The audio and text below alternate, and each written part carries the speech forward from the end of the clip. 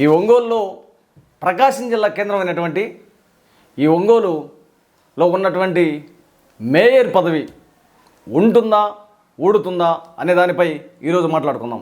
అయితే ఈ ప్రకాశం జిల్లా కేంద్రమైనటువంటి ఒంగోలు ఇదివరకు మున్సిపాలిటీగా ఉండింది. అయితే 2021లో ఇది నగరపాలక సంస్థగా మారటం జరిగింది. అయితే ఈ నగరపాలక సంస్థగా అయిన తర్వాత ఇక్కడ మొట్టమొదట మేయర్ పదవి ఎస్సీ రిజర్వ్డ్ లేడీగా అవ్వటం జరిగింది. అయితే అప్పుడు మేము కూడా మాలమహానాడు ఆధ్వర్యంలో స్థానికులకు అయినటువంటి దళితులకు ఎవరికైనా ఇవ్వాలని చెప్పి అధికార పార్టీ అయినటువంటి వైఎస్ఆర్సీపీ పార్టీని అధిష్టానాన్ని కూడా అడగడం జరిగింది. ఇక్కడ స్థానికేతరాలైనటువంటి మేయర్గా ఉన్నటువంటి గంగాడ సుజాతను మేయర్గా చేయడం జరిగింది. ఈ ఒంగోలు నగరపాలక సంస్థలో 50 డివిజన్లు ఉంటే 50 డివిజన్లో 43 కార్పొరేటర్లను వైసీపీ గెలుచుకుంటే 6 కార్పొరేటర్లను టీడీపీ గెలుచుకుంటే ఒక్క కార్పొరేటర్ను జనసేన పార్టీ గెలుచుకోవడం జరిగింది.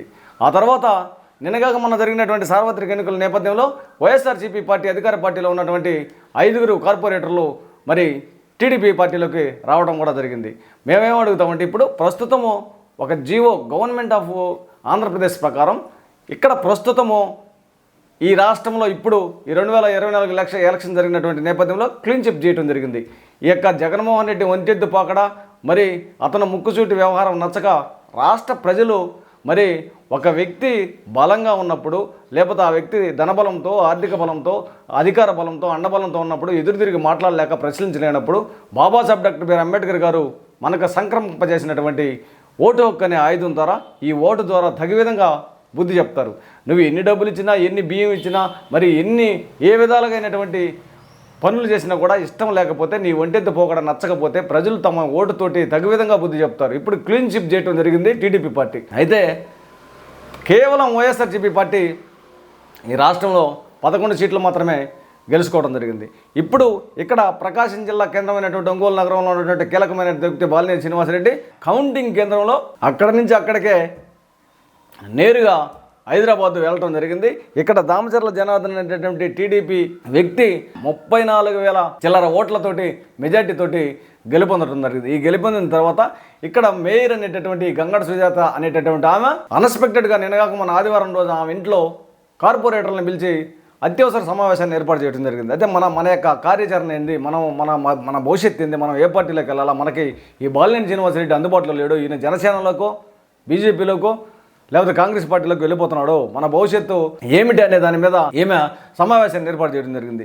ఈ సమావేశం అనంతరం మీడియాతో మాట్లాడి దామచర్ల జనార్దన్ గారిని కలవడానికి అపాయింట్మెంట్ అడుగుతున్నాము, అవసరమైతే టీడీపీ పార్టీలో చేరతాము, వెళ్ళిపోతామని అంటుంది. అయితే ఈ దామచర్ల జనార్దన్ గారు ఆచితూచి నడుస్తున్నారు. ఈ నేపథ్యంలో మేయర్ పదవిపై అవిశ్వాస తీర్మానం పెట్టడానికి వాస్తవంగా జీవో ప్రకారం 4 సంవత్సరాలు నిండాలి, కానీ 3 సంవత్సరాలు నిండింది. కాబట్టి ఇప్పుడు జరిగినటువంటి ఎలక్షన్ల నేపథ్యంలో శాసనసభలో ఒక చట్టాన్ని తయారు చేసి దీనికి ప్రత్యేకంగా 3 సంవత్సరాలు అయినా కూడా అవిశ్వాస తీర్మానం పెట్టే విధంగా వీళ్ళు మంత్రాలు జరుపుతున్నారనే నేపథ్యంలో జరుగుతుంది. అయితే ఇప్పుడు ఈ యొక్క మేయర్ పదవి ఉంటుందా ఊడుతుందా అనే దానిపై ఇక్కడ ఉన్నటువంటి ప్రస్తుతం 37 మంది వైఎస్ఆర్సీపీ కార్పొరేటర్లు ఉంటే ఈ 37 మంది సతమతం అవుతున్న నేపథ్యం. వాస్తవానికి ఈ ఒంగోలు నగరం అభివృద్ధి చెందాలన్నా లేకపోతే ఏ విధంగా అభివృద్ధి చెందాలన్నా ఖచ్చితంగా మున్సిపాలిటీ నుంచే అనేక కార్యక్రమాలు ఉంటాయి. కాబట్టి మున్సిపాలిటీని టీడీపీ పార్టీ మరి కైవసం చేసుకోవాల్సిన అవసరం ఎంతైనా ఉంది.